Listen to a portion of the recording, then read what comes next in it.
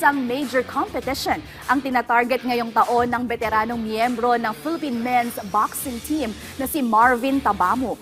Para sa detalye, narito ang report ni Paulo Salamatin.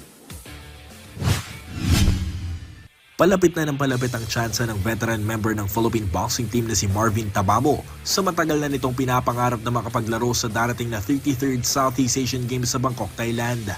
Simula ng pasukin ni Tabamo ang pagiging national athlete noong 2014, hindi pa ito nakakatungtong kahit isang beses sa Biennial Games. Ito'y dahil katapat ni Tabamo sa kanyang timbang na naglalaban-laban para sa slot na ipapadala sa SEA Games, ang 2020 Tokyo Olympian na si Carlo Paalam at ang two-time Southeast Asian Games gold medalist na si Rogen Ladon. At dahil hindi na parte ng national pool si Ladon, na ngayon isa na sa mga coaching staff ng national team, kasabay pa nito ang pag-akyat ng timbang ni Paalam sa featherweight division na dating flyweight class. Malaki ang tsansa ngayon ni Tabamo na masungkit ang nag-iisang slot para sa 51 kg category.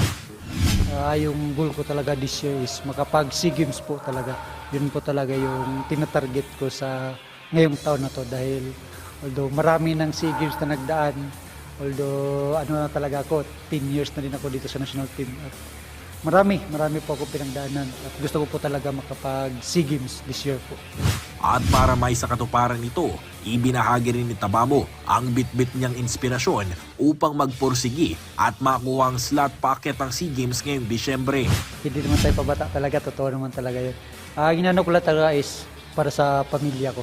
Yun talaga yung bit-bit ko na makuha ko yung SEA Games kasi laking hirap din ko ako sa lagi probinsya din. Totoo, mahirap talaga. Kaya yun yung lagi ko dinadala na yung pamilya ko, maahon man lang kami sa kahirapan talaga.